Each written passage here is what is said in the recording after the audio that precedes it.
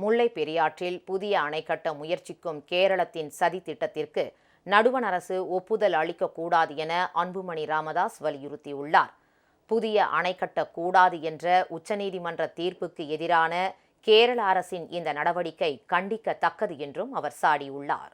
பாமக தலைவர் அன்புமணி ராமதாஸ் வெளியிட்டுள்ள அறிக்கையில், முல்லை பெரியாற்றின் குறுக்கே இப்போது உள்ள அணை கட்டப்பட்டு 128 ஆண்டுகள் நிறைவடைந்து விட்டதால் அது வலுவிழந்து விட்டதாக கேரள அரசு கூறி வருவதை சுட்டிக்காட்டியுள்ளார்.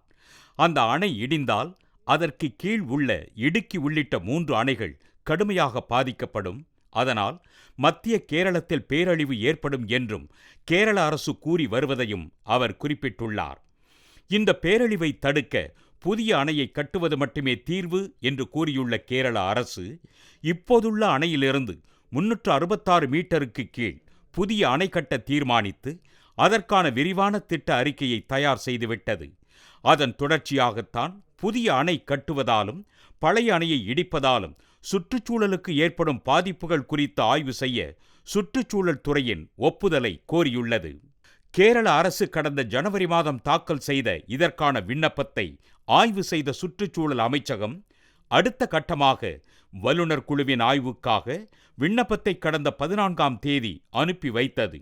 அதன் மீது வல்லுநர் குழு வரும் 28ஆம் தேதி ஆய்வு செய்து தீர்மானிக்க உள்ளது.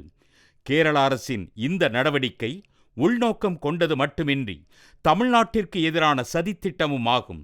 இதற்கான கேரள அரசின் விண்ணப்பத்தை நடுவண் சுற்றுச்சூழல் அமைச்சகம் தொடக்க நிலையிலேயே தள்ளுபடி செய்யாமல் வல்லுநர் குழுவின் ஆய்வுக்கு அனுப்பியதே தவறு.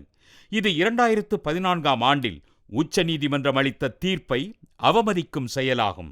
முல்லை பெரியாற்று அணையின் வலிமை குறித்த வழக்கில் 2014ஆம் ஆண்டு மே மாதம் 7ஆம் தேதி தீர்ப்பளித்த உச்சநீதிமன்றம், அணை மிகவும் வலிமையாக உள்ளது, அங்கு புதிய அணை கட்டினால் எவ்வளவு வலிமையாக இருக்குமோ அதைவிட கூடுதல் வலிமையுடன் இப்போதைய அணை உள்ளது.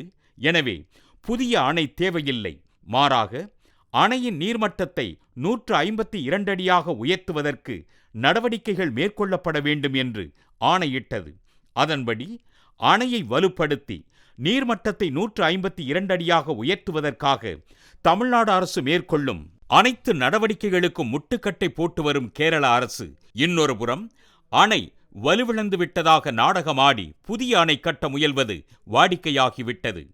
முல்லை பெரியாற்று அணையின் வலிமை, புதிய அணைக்கான தேவை ஆகியவை குறித்து கடந்த 10 ஆண்டுகளில் பல்வேறு தனிநபர்களின் பெயர்களில் கேரள அரசின் தூண்டுதலால் ஏராளமான வழக்குகள் தொடரப்பட்டன.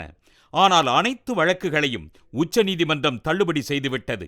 அது மட்டுமின்றி அதன்பின் உச்சநீதிமன்றத்தால் அமைக்கப்பட்ட வல்லுநர் குழுவும் அணையை பலமுறை ஆய்வு செய்து அது மிகவும் உறுதியாக இருப்பதாக சான்று அளித்தது.